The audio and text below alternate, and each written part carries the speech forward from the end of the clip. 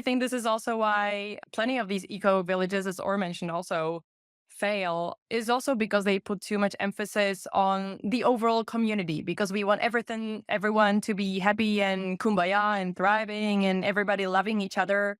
But again, the community is made up of individuals. And as you quoted Ayn several minutes ago, the smallest minority on earth is the individual, regardless of the race, of the sex, of the, I don't know, political views, of religions, whatever. It's just the individual. There is no other distinction that we need to make. And unless you skip focusing on the individual and go directly to the team level or the group level, then you're skipping a really important milestone in the journey, and it will most likely, the tree or whatever we're building will most likely falter along the way sooner or later. Whereas if you put the emphasis on the individual, on every single individual, again, through living and letting live, respecting everyone's boundaries through the non-aggression principle, not engaging in force, whether that's not physical, but even again, back to nonviolent communication, stuff like this.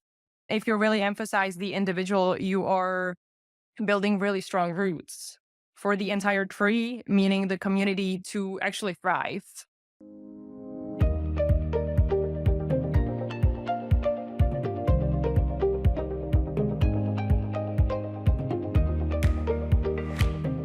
Very interesting about Central America. I'm bullish actually to Latin America in the biggest sense. And I know there's a lot of dynamics happening over there. I don't know, it's El Salvador or something. What do you mean by Central America? But I understand it's not Honduras. No, I think it will be relevant when we get closer. Yeah, to when you get land. to this stage. And okay, speaking about more practical, when your first community in Portugal can be visited, will be open the door for the first rentals. So we are hoping to purchase the land in the first quarter of next year. And 1 year after that, plus minus, we can have people living there. So we're looking at beginning of 26, end of 25, beginning of 26. It Okay, can be what- faster. But What's the maximum? How many people in village? What's the optimum for your village? we want to have about 300 homes in our communities. 300 homes, so it can be up to 1,000 people living? Kind of. Less, about 700, 800 maximum. Yes, no, but you speak about families, so it was calculating with children. I don't know if there are many studios and singles, and yeah, it's not all families. Okay, so it's too early to speak now about rental price range. You probably don't know, or you budgeting it, because again, a lot of things might be open and closed based on what will be rental price for people, how affordable it to be for what kind of property for rent. Yes, we can give some idea. We're looking at the studio, let's say a studio for one person with, let's say, about 30 something square meter. We cost about 400 euros per month. So we are starting from that pretty much 350, 400, all the way to the luxury, to the big size luxury category of 3,000, 4,000 euros per month. So we have about 3 or 4 levels of each category, 3 or 4 sizes of each category. And in total, we have 3 categories: the affordable, the elegant, what we call, and the luxury. So from tiny homes to the kind of villas, we would say. Exactly. From co-housing, I would say, even a step back from that, yeah. And community center and some communal amenities for each of participants. And I noticed that almost all of them are on rental based as well. To use nursery or to use beehive, or like people need to pay. Correct? Yes, of course. If someone wants to have it in his home and to produce his own honey, yeah, of course, the equipment costs money and maintenance. Yeah. Okay, so FreeThem as a company, or I would say on this stage as a property management company, would be responsible for the amenities, like for all property to run properly, and order and community building. But people are renting particularly homes or rooms will be renting if they wish some not properties, amenities. And what about agriculture that you promote as one of the activities, like orchards or some land? It will be part of day-to-day living for the renter. So it will be some activities from FreeThem, kind of industrial production of the fruit and vegetables, which is very important because, for example, I don't want to go every time to the city and we will not have a car and to drive to buy some day-to-day produce things. You probably even will have some small store on the premises because people need to have all necessities. Yes. Yes. So for that, we will give you the option of both growing your own food or purchasing on site from your neighbors or from that particular shop that you mentioned. So you can get on top of the rent price. You can also rent a piece of land if you want. We have many plots that can be used for agriculture. We will help you organize it and make it comfortable to start working on it. Another thing we have in terms of you doing yourself is having an aquaponic system next to your home. It's something very easy to operate and it brings you fish and vegetables. Now, the only maybe little hustle is to seed the plants and get them to a starter, to tiny plants. And this is something we can do as FreeThem and sell it for a few cents, just the plant when it's a baby. And then people can have that in their hydroponics or aquaponics. Another thing we're going to do is we're going to enable, and maybe through a collaboration or through FreeThem staff, to have a membership for the farm for vegetables, because fruits depends on the land. Usually fruits is a longer process, right? You should have trees before that. Some of them needs to be years ahead. But in terms of vegetables, another solution is to get like a membership fee, something like 30 euros per month. And then you can go to that particular land and everything will be there taken care by our staff. So everything will be growing. You would just go there, pick whatever you want yourself, and you don't need to pay anything because you pay the membership and you take as much as you need. So there will be people in the community who are working actually on this land, on this orchard, producing all this. It would be their daily work, job, yes?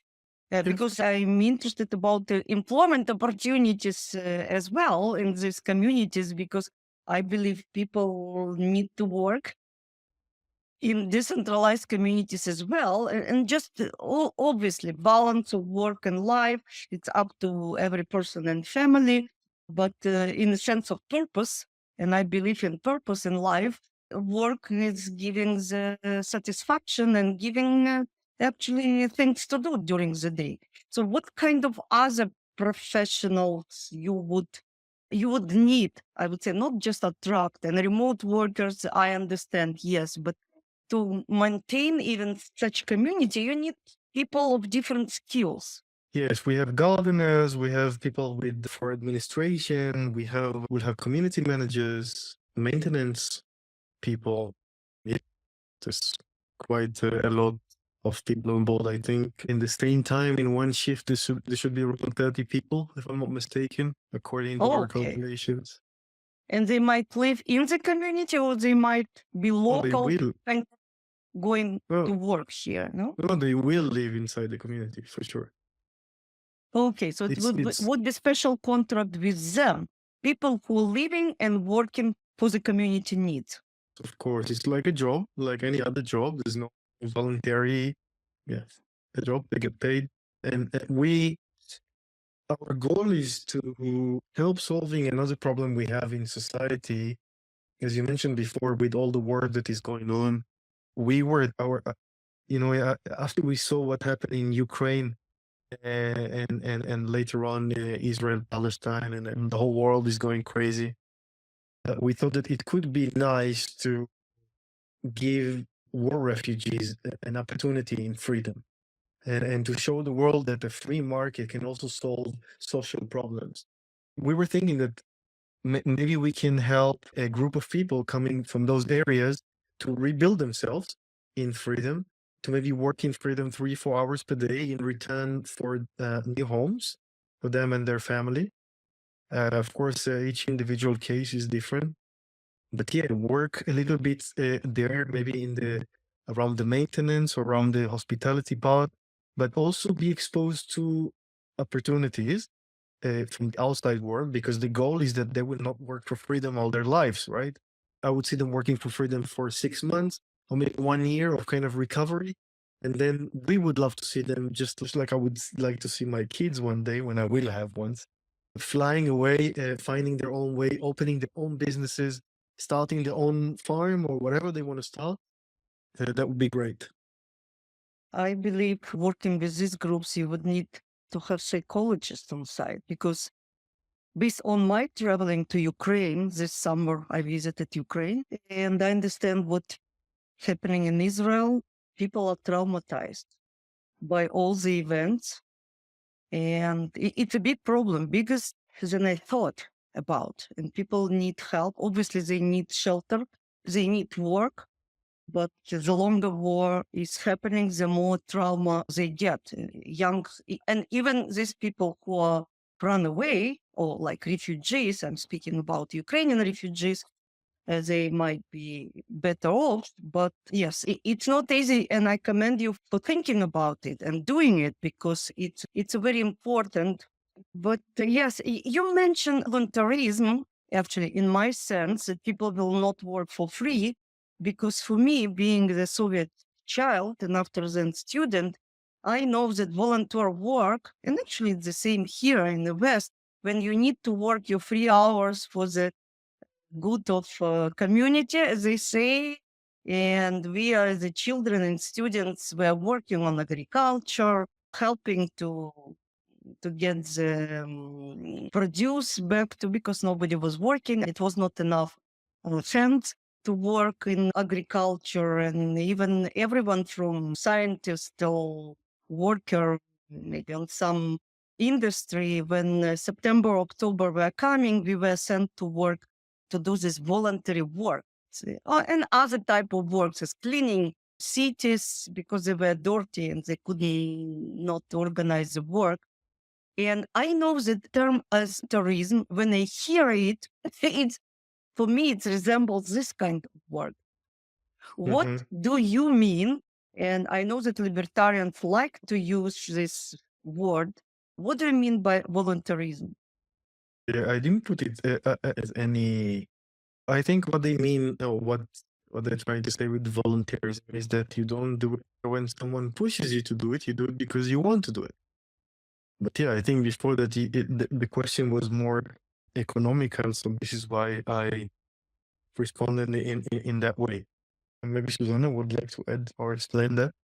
I don't know that I have anything to say right now, but I understand, Emily, maybe you referred to voluntarism as like that school of thought kind of versus this volunteer work with refugees that or has been No, the talking about. government imposed on us. Government on local communities, they're saying, look, you need to give your share to the community. It's work. Let's help community or city or country or motherland. Let's help motherland with no, but otherwise you will be hungry. Come on. Yeah. No, we're not this big brother kind of thing. We're Yeah. definitely all about voluntary cooperation. And even going back to the resident contracts that Or spoke about a while ago, obviously anyone who will want to live in our town will have to enter into the contract, sign it, and abide by it. Will have to, but voluntarily. If you want to live there, then you agree to these terms and you're okay with them.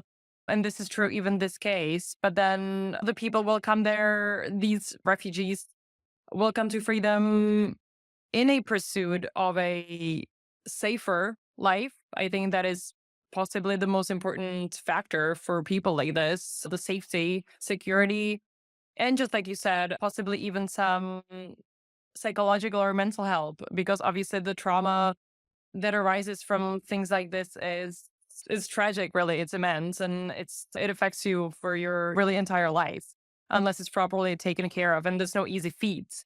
So really the safety and the security of the people, and then the jobs that they will go on doing are any maintenance jobs or anything that is relevant to just keeping FreeThem running. But again, we're not forcing anyone to do it. Everybody will have to come on a voluntary basis. I'm not going to tell everyone, hey guys, it's time to clean the town. Everybody get out on Saturday and start cleaning the town together. This is not, we're not going there. Okay, yeah, it's just my memories from the Soviet childhood. And no, I understand sometimes. No. And by the way, I'm not even thinking that it was so bad because, like, I believe that as a team player, I'm much better because of my childhood rather than people coming from Western society when everyone is special, everyone is individual. I don't have problem if I think that it's correct to work and help others. I never think about money because I was raised this way. But it's a different voluntarism. There are similarities, of course. There's always some correlation. However, it's the incentives and the foundations, the roots of it all that really make up the entire difference between these approaches, right? One is forced and you have to do it. And if you will, then you will bear the repercussions. However, here, if you don't want to do it, you simply don't have to live there. Or one way or another, in a peaceful way, you will be exited from the community. But again, nobody is forcing you into doing anything under the threat of imprisonment or worse. No, to be as was the excluded case of in the Soviet community. Union. Just no, to be excluded in your particular case. No, okay, it's and last question to torture war. Do you see freedom and actually the concept of free cities in the next decade? I think Zuzana wants to take. I think it was directed to you, or Okay, tough question. There's not much security that we can give into the idea of free cities. It's not my job to do. Freedom. Okay, you can speak about freedom, your company. Okay, I know that you're very ambitious. Like I read on your website that till 2034, we will have 100 villages, cities all over the world. It actually would provide me with the idea to ask this question. But Yes. you can ask, Yes. respond whatever you think now.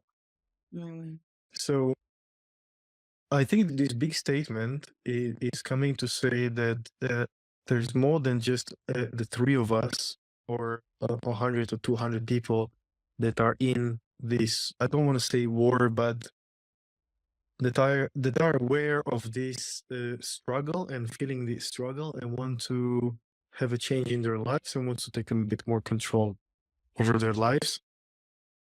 So it's not about the dozens or the hundreds. It's worldwide. I believe there are hundreds of thousands seeking for this thing. So if we will manage ourselves to build these 100 ones, it's a technical question. It's a question of funding and all that. But it's mainly to say that I think this is the future. This is where we should go. I know that it might sound a bit similar to what the EU is planning for us or what the UN Yes. is planning for us Yes. to isolate us into small communities. This is not the same. And to us not to have any kind of property. We are looking at what they do, at what they propose, and we do it in a different way. So I suggest also to people to, when they read our materials, when they read about us, to pay attention to those differences, that we are not a political organization. We are not willing to, we're not the followers, we're not going against any stream, but we are paving our own way. Thank you very much. And yeah, so if there is a space, yes, there is a space for 100 more or 200 or 5,000 more. For sure, there's enough people who want that. Yeah, just some people actually, as I was looking around in 2021, thinking if I get to this idea, so probably there are some other people around because I was thinking like, okay, there is a lot of people around. Why? But nobody was speaking around me. And I started to look on the internet. And yes, I believe that it's hard way to be sourced like pioneer, but it's noble way because people sometimes waiting for the leaders to show the way or to the first group to carve this path and others will follow. At least we wish this way. Thank you, Or, and you are still with us. And Zuzana or Susanna, how do you prefer? Zuzana is fine, however you want, Zuzana. really. It's a sharp Right. Z in Czech, but it's a little easier to slide it with the S than Zuzana in English. Okay, I thought that you Slovakian, but doesn't matter. And Close enough. yes, can you start your answers explaining the core motivation behind freedom for you, city girl from Prague? What inspired you to work on creating decentralized, self-sufficient towns and small community living? What didn't inspire me?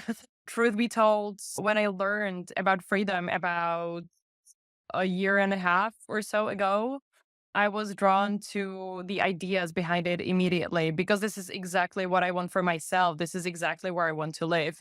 You called me a city girl, and I don't know if I like it. I was born in Prague and I've lived here for not all of my life, but for the majority of my life. Nothing And to be ashamed of. It's very valuable experience. no, and you of can- course. I love it. It's a beautiful city. Obviously, my family is here, which is a huge thing in my life. However, just like Or was talking about this a while ago, I'm very drawn to nature. And really, I travel to nature, whether that's on the weekends or during the week or for a vacation, any chance I get, pretty much. Obviously, we have countless studies on the benefits of being surrounded by nature, by being in the sun and everything, but we don't really need the studies. And you just feel it in yourself and on Absolutely. yourself. But yeah, it's just being drawn to nature and not being so suffocated by the city. Because ever since 2020, obviously, when the city literally locked us down. They closed outdoor gyms. It was basically illegal to go for a walk in the park and stuff like that. It's so absurd to think back about it, but it's also really scary in a way that somebody actually has that power over you. They most likely always will. But again, it's about decentralizing yourself in a way as far as possible so that you limit whoever they are, their chances of locking you in.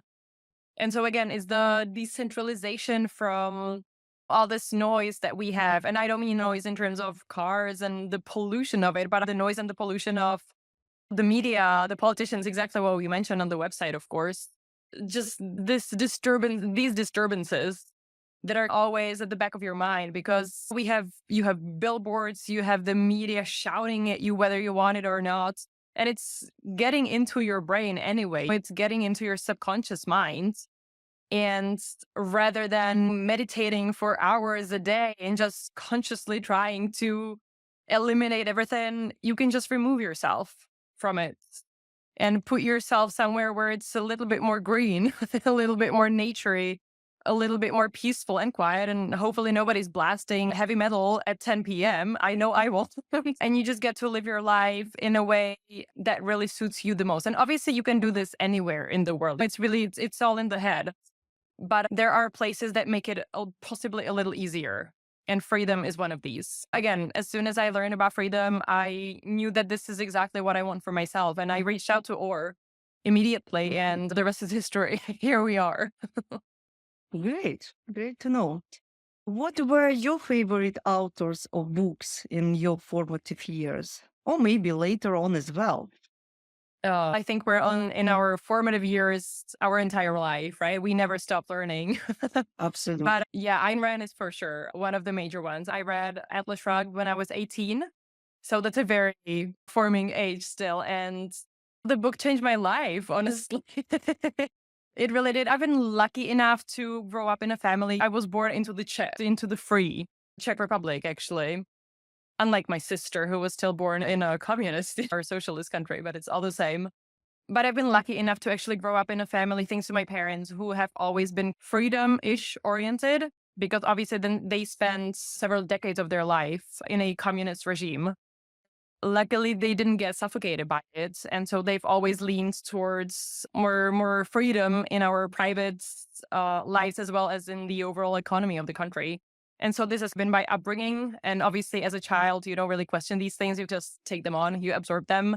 And so I've always leaned towards these ideals or values or whatever. But then when I read Atlas, it really just helped me to frame everything, to put a specific name on it in a way, and to just conceptualize it. So Ayn Rand has definitely been a very influential person in my readings, but Who there are else? obviously, sorry? Who else? Yeah. Who else? There have been many more. Right now, for the first time, I'm reading The Bitcoin Standard, of course, by Safety and Amos. I don't know if I was saying that name correctly, honestly. Obviously, I've been in Bitcoin for several years now, and that is another concept or whatever we want to call it that has the potential of forming you in many new ways as well. And so I've been involved in that for quite a while now. But again, this book, as much as it's actually not so much about Bitcoin, I haven't finished reading it yet, but I'm like halfway through, and Bitcoin has been mentioned like twice or three Can times you so name far. the book again? Bitcoin What? Standard. Uh-huh. But it's just the way that it describes history, our monetary systems, in a very different light than what we have been taught in schools.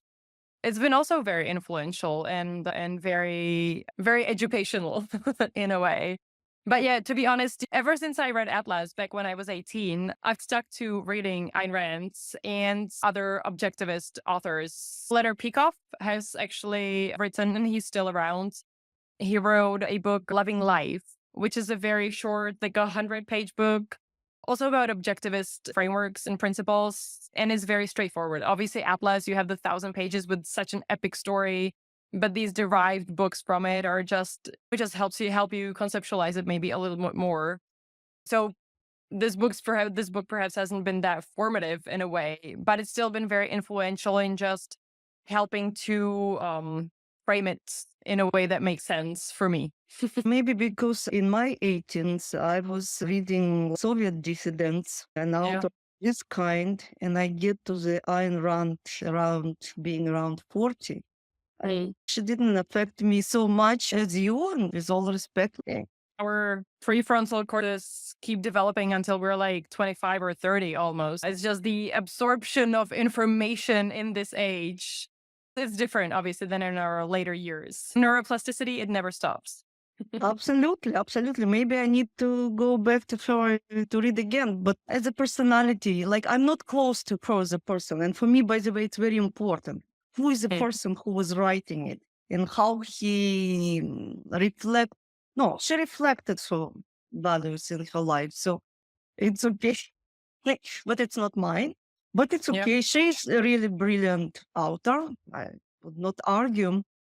And Zuzana, you studied libertarian philosophy and free enterprise extensively. Like I didn't understand what exactly degree, like what was the name of your studies.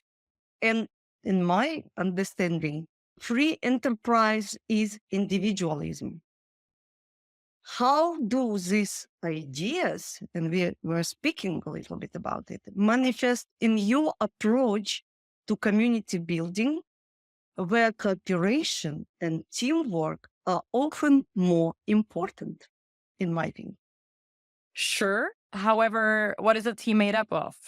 Individuals. I think this is also why plenty of these eco villages, as Or mentioned, also fail, is also because they put too much emphasis on the overall community, because we want everyone to be happy and kumbaya and thriving and everybody loving each other.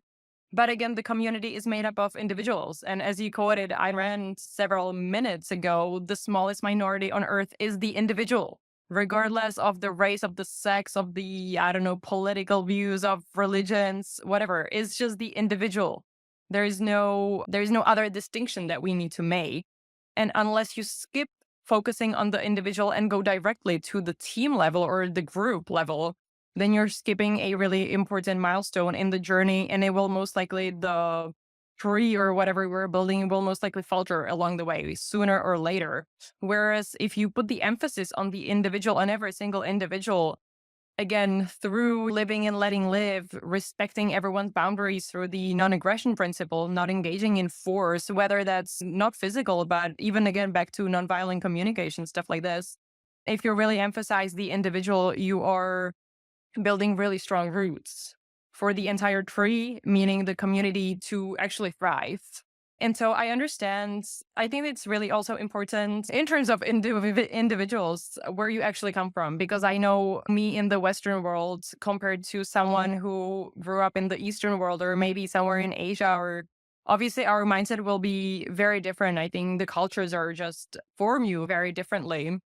And there's something to each their own, of course. But for me, because of this, and because of my studies, you cannot skip the individual. It's every one of us is on their own. Ultimately, you start your life on your own and you end your life on your own. Obviously, you build your community along the way, you build your personal relationships, you build a bigger community in your job, in your whatever, in your hobbies. And then you become a part of an even larger community depending on where you live.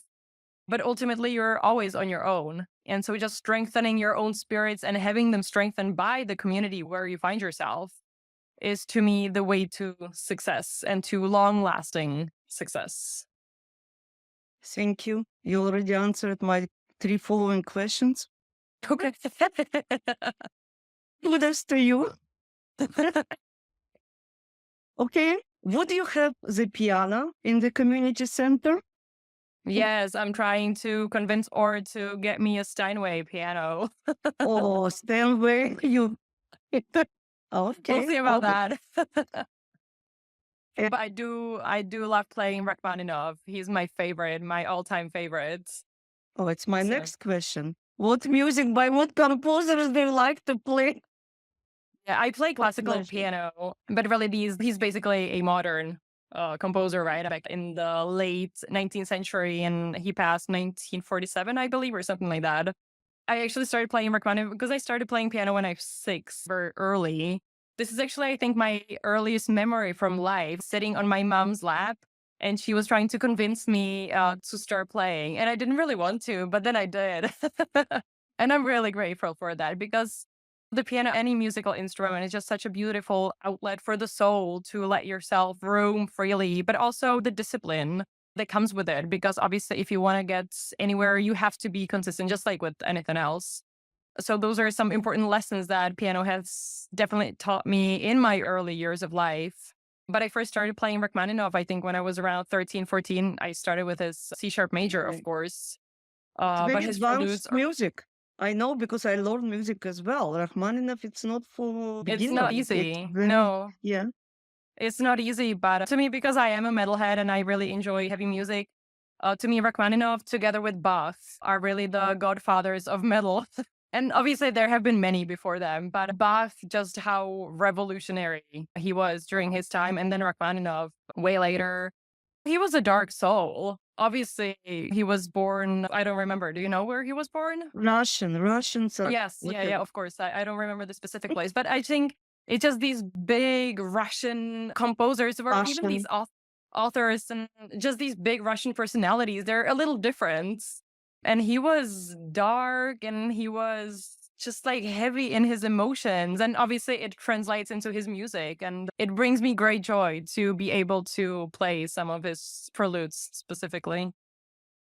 For me, he's not dark, he's deep. And by the way, I understand that Bach, it's an absolute harmony, it's a light. And this one is a deep, actually, it's my two lovely composers as well. Which is, this is life as well. Especially if you will get Steinway to the community. Why not? It will be Why special not? sound. Or is not convinced yet, I see. Sustainability is significant focus for FreeThem. Can you elaborate a little bit on high tech or other amenities and systems you implement in your community to achieve energy, food, and water self-sufficiency? I would like to give people some more, maybe even to repeat, but vision of what the community will be about. Yeah, I think we've touched up on most of these. But so sustainability and self-sufficiency go hand in hand, right? One way or another. And obviously, we want to make all of our towns as sustainable through all the levels, through every factor in a way as possible. But in terms of self-sufficiency, we really do cover food, we cover water, just like Or said, that we don't really look at properties that don't even have natural sources of water. But obviously, those that do have, and those that we do look at, the water actually has to be filtered. We're looking at obviously filtering rainwater as well as, what do you call this? Aquifer. Sorry? Aquifer, the underwater. Sure. That's not what I was going to say, but Sorry. Okay. extracting humidity from the air. That's where I was going. Yes. At Depends. gray water and black water recycling that Or talked about. In terms of the food, we have the farming spaces, both indoor and outdoor, with the aquaponic, hydroponic systems and more. And in terms of the energy, in terms of the entire grid for the city, or for the town rather, we'll be able to operate all of this ourselves, which again helps with obviously the sustainable aspects of it all. We're just making sure that it's all long lasting and provides everything that we need. And again, we might be able to make, in terms of the biogas specifically, for instance, we might be able to actually make more of that and sell it to the neighboring towns or communities that are nearby us. So obviously just supporting sustainability in a way through that as well. How you plan to have so much biogas, by the way, just to support others? From what sources? From this fishing? From what? I think what Zuzana was trying to say, that we can give the service of sewage management, right? To treatment, as we call it. We can offer this service and then enjoy the biogas that comes out of it for ourselves, for the residents, for heating, or for getting the cost down, because we produce energy from that. So the service we can give is maybe allow neighboring towns, it depends on the site, but many of these rural sites do not have a proper sewage system.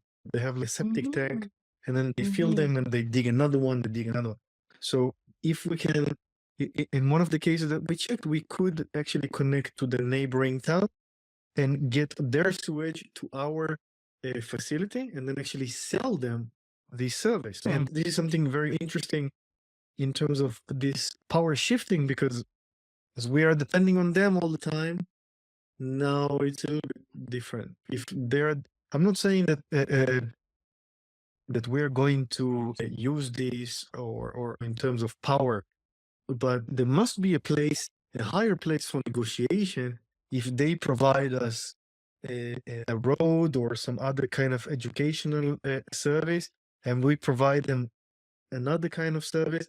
It's becoming like an interesting relationship here, because we are also gaining some power. And or question to you, to both of you, did you already specify the place for the first community that will be near the Tamar or whatever the city I know? No, we didn't specify. We have a few lands that are great to our requirements. If we, well, when you specify, it doesn't mean that we are. It's hard to explain. So I will try. So we did a process, a little deeper process. Of course, you search for different lands, and then you go deeper and see what suits. So we did that. We also met some municipalities, some mayors in Portugal. But until we buy the land, until the last moment that we actually purchase the land, I wouldn't like to say where it is. I can say in general, that it's central Portugal, not too far from Lisbon. Yeah, that's what we can say right now. And I understand the second option, it's Azores Island, yes? Still Portugal, Azores? but little bit autonomous region. Azores will always remain an option until we make it. It's not either this or that. Azores is a beautiful place and fantastic location between the US and so there are some difficulties to build there a project like we want. The lands are not big enough and they're not entitled for this kind of projects. One of the real estate people there told me that in Azores, the cows are much more important than human. Okay, for now. We will see in the future. We're still searching for something within Oh, so maybe you will do cattle farming, like to serve cattle, and they will provide you.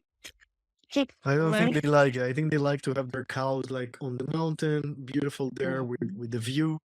It's more like for decoration cows, not they're not productive. I see. Oh, you mentioned prefab materials for construction, and as far as I remember, something from bamboo or something like, for me, it was very exotic. And I understand that there are some advantages to use these materials in terms of cost efficiency if it's local. It's my first question. What kind of materials and how will these materials behave in the climate of Portugal? Say in Azores Islands, I believe it's very humid. Probably mainland Portugal inside it's dryish. But what kind of materials is to be used? Okay, so as you said, different areas has different climates, different materials. Again, it depends what is the final site. Let me give you an example. So a few months ago, we were looking at a land that has a very interesting clay in it. Okay, and it's allowed to extract this clay and create building materials from it.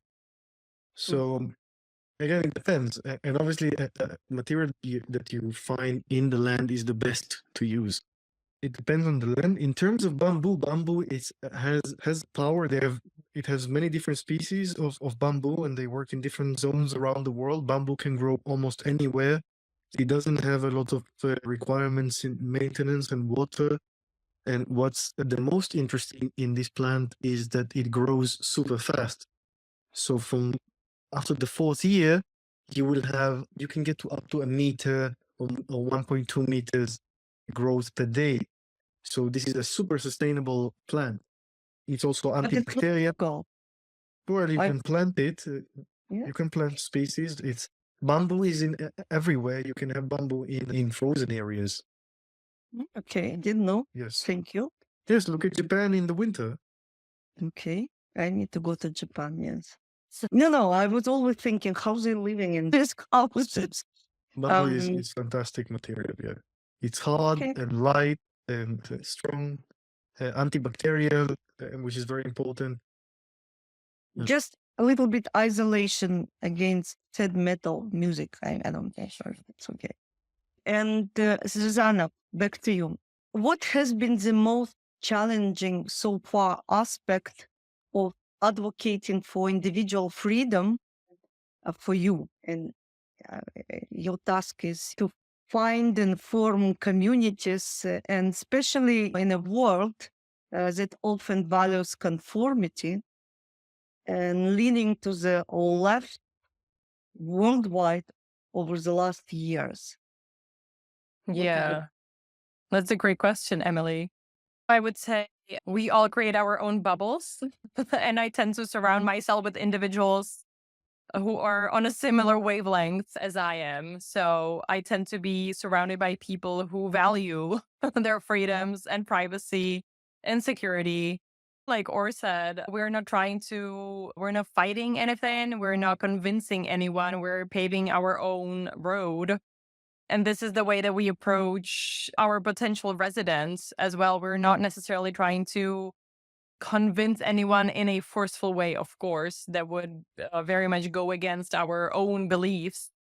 But just trying to meet people possibly somewhere in the middle, because ultimately we all almost talking about rational and sane people, of course. We all want very similar things. It's just we project them differently, right? But we, especially in the Western world, I think up until probably 2020, a lot of us have really taken our freedoms for granted. And we didn't really even need to think about them. Again, this is not something that you're taught at school. This is not something that the system wants you really to know and to think about, of course. And most people don't really stop and think about it, maybe even during their entire lifetime. But again, those that do, those are the people that we try to approach and try to attract. But again, even the people who don't quite realize it or who are not quite aware of it, maybe just yet, this is why we're present, obviously, on social media, and we send our messages out there, just trying to tell our story in the most digestible way, possibly, or most understandable way, hopefully, in a simple, straightforward way. But yeah, in my personal life, as nice as it is to stay open minded and to subject yourself to differently thinking people, it's also just as nice, if not nicer, to surround yourself with people, again, who are on a similar level as you are. And so those are the people that I tend to surround myself with. And those are the circles where I move and gravitate towards. No, again, it all sounds great, and I'm fully on the same page with you. But my personal surprise, over the last couple of years, I found that not so many people think like me. I was sure it's okay, especially in between us who came from the former Soviet Union, from Eastern Bloc, and we understood what is about foreigners and other people who didn't have the knowledge and experience. But since still people are not ready to leave their places, and maybe because they don't know about options like FreeThem or others, but people very hard to change their comfort zone and way of thinking. So it's opened my eyes in many aspects of even community I'm living with, because I was assumed if I understand it and we all came from the same background, read the same books, and listen the same music, and understand the value of media, so the people should. I realize that freedom, actual appreciation of the freedom, it's only small minority in every society, probably in every time, in every century. And I believe that more and more people are opening their eyes. And I know about other communities that are built in Mexico, for example. There's a list of different type of communities with slight different ideas like to be open. But people, I understand the need to get out of the society, to find the independence and to form the community. The question how it's gonna work. But yes, my revelation that freedom valued by not so many people was shocking for me personally. That's why I understand how hard is your task. And what are you doing? How, in what steps, like you approaching different people, communities, organizations? Yeah. I think it ultimately comes down to, do you want freedom or do you want security? And of course, freedom comes hand in hand with self-responsibility. And I don't want to speak on behalf of anyone else. However, with that said, most people don't have a very strong sense of self-responsibility. And again, we can argue if that's their nation state government or whether that's the system or whatever else that has programmed them this way. And again, a lot of people outsource their critical thinking. And so they don't really stop and think about it. And so they just live on autopilot for, again, the majority of their lives. I don't want to assume, but this has been at least my experience, just observing people around me. And again, so it's freedom versus security. And you cannot necessarily have both at the same time at all times. We've seen this, again, with the pandemic, where most people opted for security and lost both. Lost both security and lost their freedoms big time. And then there's these people who are looking for these communities. It's because the system, it just chews you up in a way. And I see this even with my family. It's everybody's complaining about rising taxes, getting higher, food getting more expensive, inflation, blah, blah, blah. What you have, I think we're all experiencing this regardless of our locations, which are very different, but it's all very similar, right? Somehow, all of these things, especially in the Western world, are happening in a very similar way again. Whether there's the UN and their agendas behind it or whatever, maybe that's a different conversation. But again, you can just get chewed up by it and continue living this miserable life, or you can get up and start doing something about it. And so these are also the people that we target. We've mentioned plenty of the groups, whether that's digital nomads that have figured out that they don't have to be stuck to a location and they can actually move to it doesn't always have to be a tropical paradise. The sun is nice. We talked about that too. So they have figured out they can go to the other side of the world and get their work done from there. This is why we target and want to attract libertarians, anarcho-capitalists, because these are people who do hopefully deeply value their own lives and value the lives of the people around them. And so they act accordingly with that. we target and attract Bitcoiners because, again, that's a very similar mindset, right? And of course, there's always differences, but these are people who do prioritize decentralization with their money, with their currency, and with their ultimate lifestyle. Homeschooling families, again, because the system, the education that most kids receive is highly mediocre. You do not learn any practical things. I think we all probably have a somewhat similar experience with our education in these like institutions. And so homeschooling families have figured this out. You take responsibility back into your own hands for yourself and for your family and for your closest ones. And again, act accordingly. Thank you. Thank you. I understand a lot of work ahead. And one of the reasons for educating, I would say not educating, but letting people know about such opportunities, it's my podcast. It's how I understand I can contribute to this one, at least this year. And I can only ask you the same question I ask War. How do you envision the future of FreeThem towns evolving over the next decade, especially considering ambitions to establish 100, okay, let's not to be particular to the number, but additional cities in 10 years? What is your vision? My own eyes, the world keeps separating. There are people who are still stuck in the old ways, in the very centralized ways. And then there is us and many others who are looking to decentralize. Again, just to leave these very outdated and inflexible and skeleton-like structures that are not serving our new society and this new humanity in a way. And however many towns we have within the following decade, I hope there are many, and I hope there are many more free cities, intentional communities, regenerative communities, intentional communities, what you have. I hope there are many more because there is big demand. And so, of course, we need to balance it with our supply. But I see the future very bright, of course. I'm a very positive person, so I tend to look on the bright side always. But yeah, it's just people separating again from the outdated and dysfunctional structures and finding something new, just trying something new, because obviously this is a very challenging road. It hasn't been paved before and we have to pave it ourselves, and it's 100% worth it. It's not easy. There are many challenges and many obstacles, but again, nothing worth having comes easy, right? As the saying goes.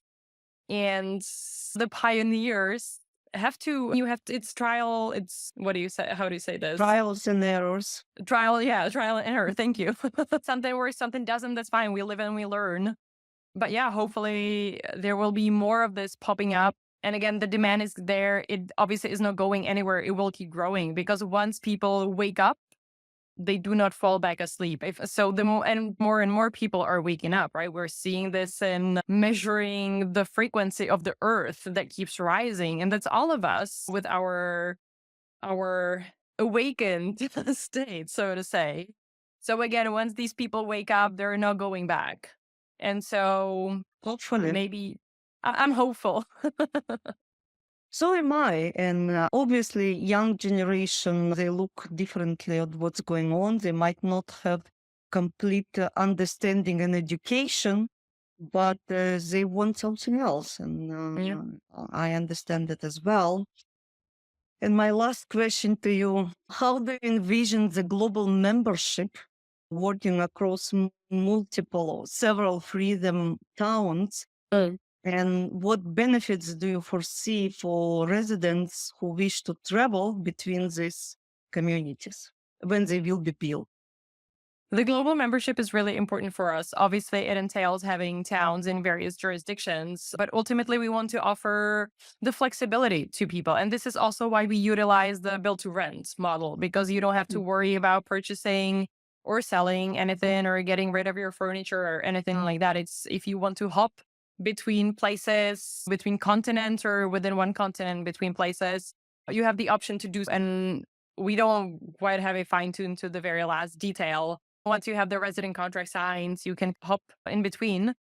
And also it might be helpful in terms of taxation, because if in general, obviously it's not applicable to all cases, but if you spend less than generally 180 or 6 months, 180 days in a place, you are free from the income tax. Obviously, again, depends on everything or various factors, but that is the general rule. So we want to be able to offer that option to residents as well. And just because we do attract many digital nomads and these remote workers that are used to hopping from place to place, and these slow mads too, because again, we don't want to be just a short time stay for someone. We do want to prioritize, or we prioritize people who will stay with us for the long term, obviously, who will actually live there. But again, if they want to experience more and if they want to hop in between places, we want to be able to offer that option to them. Okay. Thank you very much. And I believe we need to stop for today. It's a lot of questions, but I believe that it's just start of the conversation, and we will reconvene maybe next year when you will have information and more locations to share and more amenities. No, not amenities. I believe that additional features will come along the way, because it's a normal process with each startup. So we're just starting our conversation, and thank you very much for today. Thank you, Emily. It's Thank been a you. pleasure.